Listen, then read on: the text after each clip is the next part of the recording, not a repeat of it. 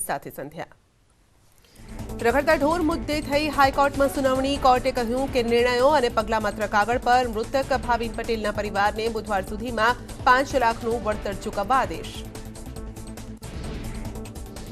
સંબંધિત તમામ વિભાગ મહેનતથી કામ કરતા હોવાની હાઈકોર્ટમાં સરકારની દલીલ। કડક પગલાં લેવા દર્શાવી સંમતિ।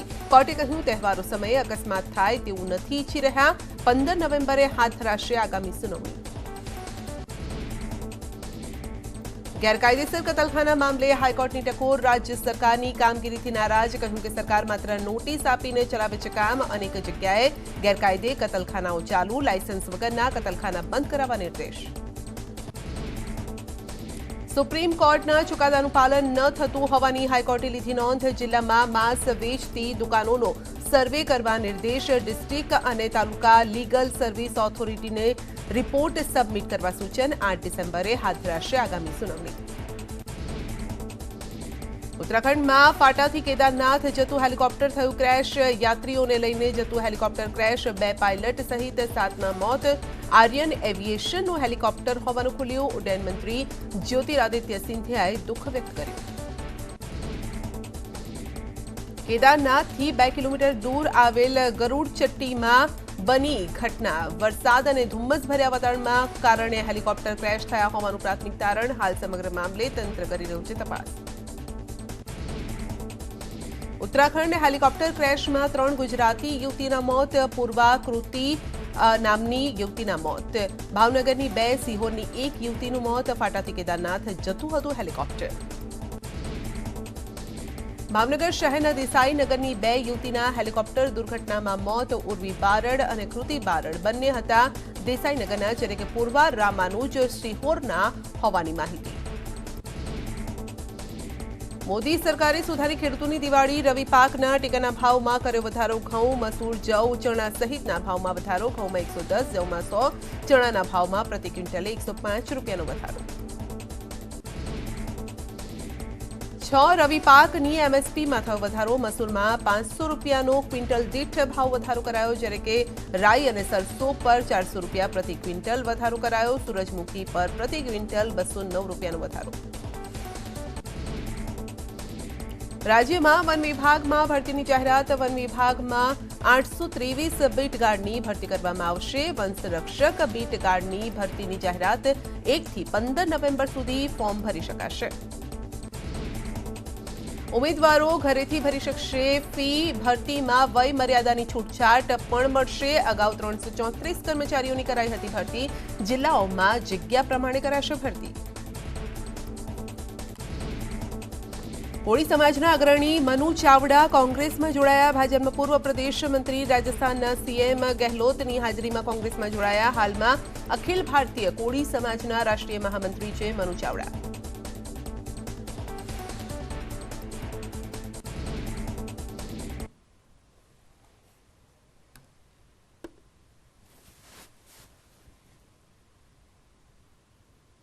लोथल और धौलावीरा जैसी महान धरोहरें हैं जो हजारों वर्ष पहले भी समुद्री व्यापार के लिए मशहूर थी। हमारे दक्षिण में चोल साम्राज्य, चेर राजवंश, पांड्य राजवंश भी, जिन्होंने समुद्री संसाधनों की शक्ति को समझा और उसे एक अभूतपूर्व ऊंचाई दी।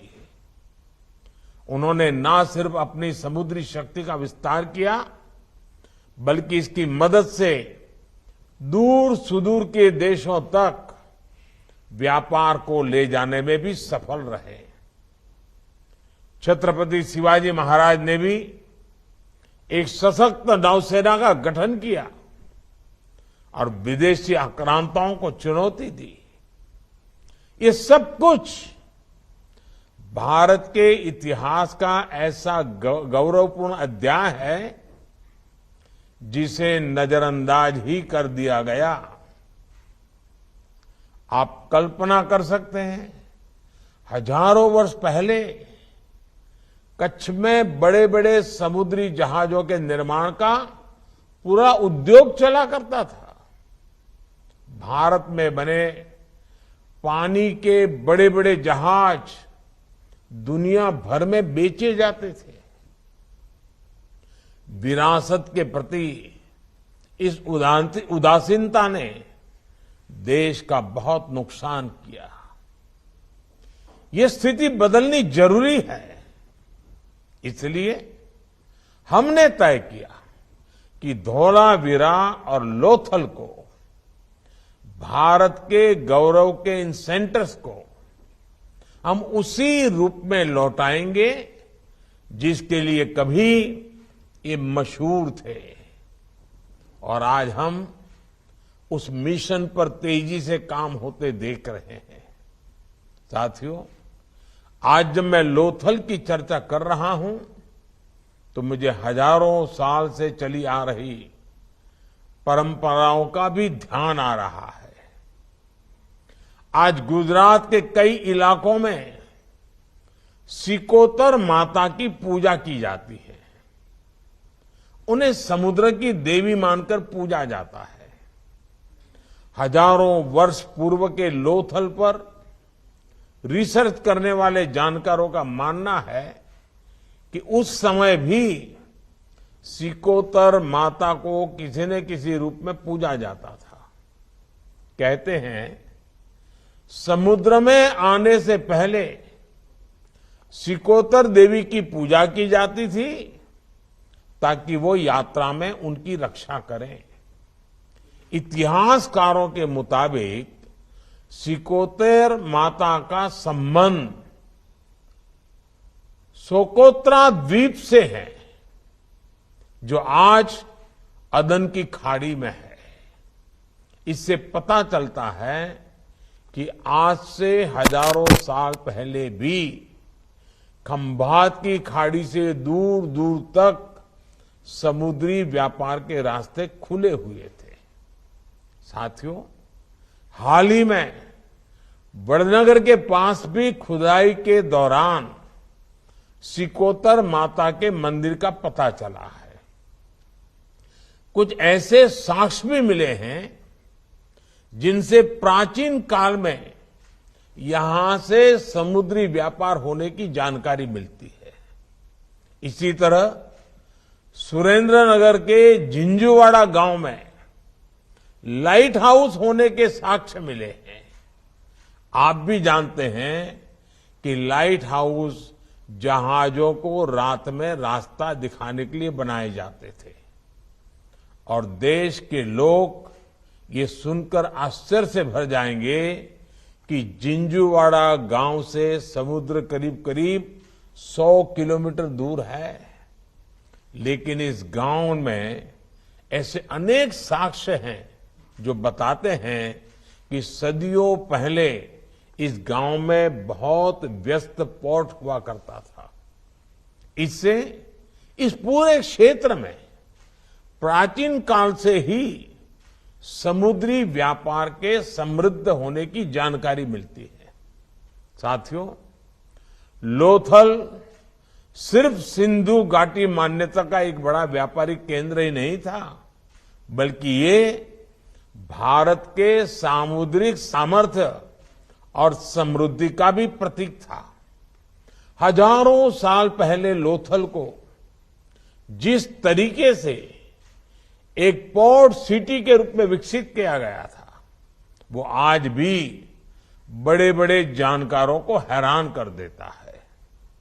लोथल की खुदाई में मिले शहर, बाजार और बंदरगाह के अवशेष उस दौर में हुई अर्बन प्लानिंग और आर्किटेक्चर के अद्भुत दर्शन कराते हैं।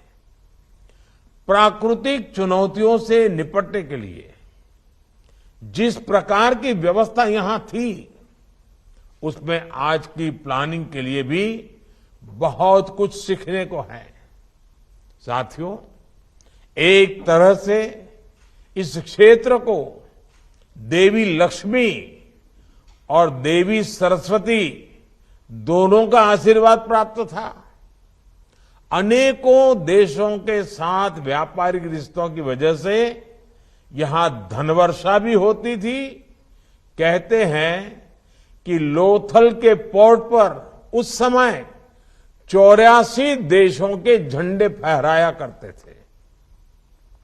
इसी तरह पासी के वल्लभी विश्वविद्यालय में दुनिया के 80 से ज्यादा देशों का छात्र वहां पढ़ने के लिए आते थे। 7वीं शताब्दी में इस क्षेत्र में आए चीनी दार्शनिकों ने भी लिखा है कि तब वल्लभी विश्वविद्यालय में 6000 से ज्यादा छात्र थे। यानी देवी सरस्वती की कृपा भी इस क्षेत्र पर बनी हुई थी। साथियों, लोथल में ये जो हेरिटेज कॉम्प्लेक्स बन रहा है, उसको ऐसे बनाया जा रहा है कि भारत का सामान्य से सामान्य व्यक्ति भी इस इतिहास को आसानी से जान सके, समझ सके। इसमें अति आधुनिक तकनीक का प्रयोग करके बिल्कुल उसी युग को फिर से सजीव करने का प्रयास किया जा रहा है।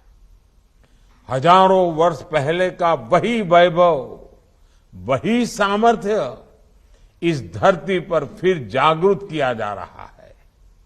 मुझे विश्वास है ये दुनिया भर के पर्यटकों के लिए आकर्षण का बहुत बड़ा केंद्र बनेगा।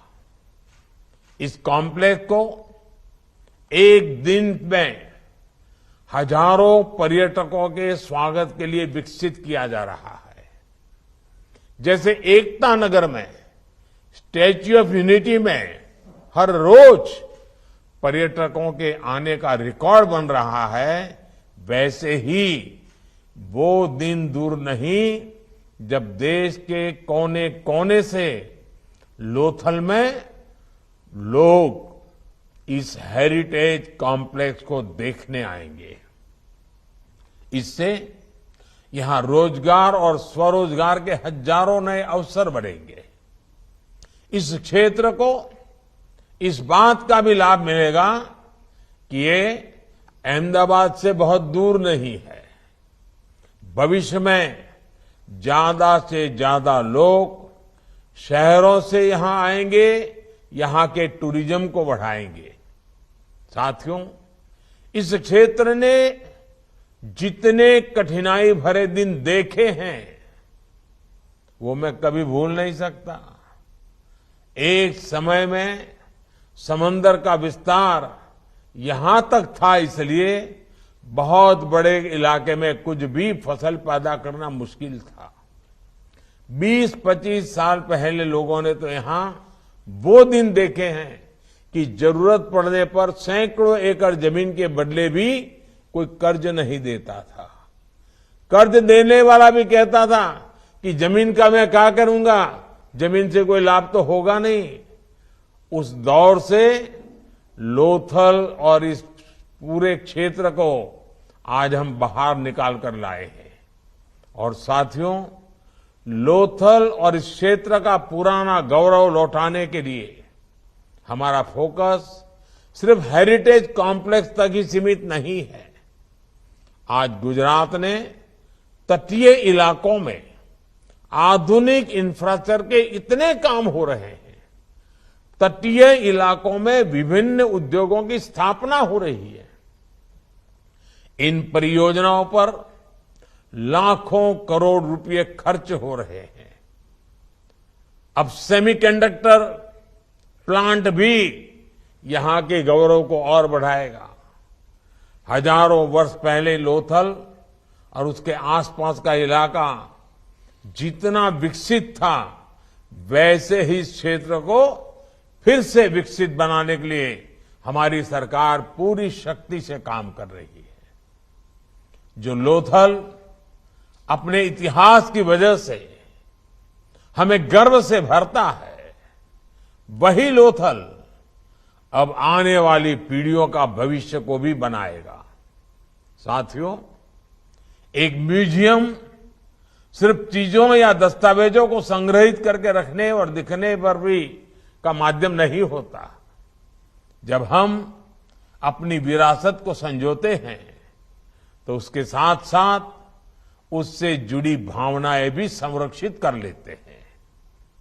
जब हम देश भर में बन रहे आदिवासी स्वतंत्रता सेनानी संग्रहालयों को देखते हैं तो पता चलता है कि भारत के स्वतंत्रता संग्राम में हमारे वीर आदिवासी नायक नायिकाओं का कितना बड़ा योगदान था। जब हम नेशनल वॉर मेमोरियल और नेशनल पुलिस मेमोरियल को देखते हैं तो हमें इस बात का एहसास होता है कि देश की रक्षा के लिए, देश को सुरक्षित रखने के लिए कैसे हमारे वीर बेटे बेटियां अपना जीवन न्योछावर कर देते हैं। जब हम प्रधानमंत्री संग्रहालय को देखते हैं तो हमें लोकतंत्र की शक्ति का पता चलता है। हमारे देश की 75 वर्षों की यात्रा की झलक मिलती है। केवड़िया एकता नगर में स्टैच्यू ऑफ यूनिटी हमें भारत की एकता और अखंडता के लिए हुए प्रयासों, तप और तपस्या की याद दिलाती है। और आप सबको पता है, एक बहुत बड़ा रिसर्च का काम चल रहा है। अब केवड़िया में सरदार पटेल स्टैच्यू जैसे बन रहा है, क्योंकि सरदार साहब ने राजे रजवाड़े सब इकट्ठे करने का काम किया। तो वहीं पर जो राजे रजवाड़े देश के, जिन्होंने भारत की एकता और अखंडता के लिए अपने राज शासन दे दिए, उनका भी एक म्यूजियम हम बना रहे हैं। अभी उसका डिजाइनिंग काम चल रहा है, रिसर्च का काम चल रहा है। उसके कारण पहले राजे रजवाड़े कैसे हुआ करते थे, क्या क्या करते थे। આમ આદમી પાર્ટીની વધુ એક ગેરંટી, 8 મહાનગરમાં સારી શાળાઓ બનાવીશું તે ગેરંટી આપી છે। 4 કિલોમીટરમાં એક શાનદાર સરકારી સ્કૂલ બનાવીશું। દિલ્હીના ડેપ્યુટી સીએમ મનીષ સિસોદિયાનું આ નિવેદન છે।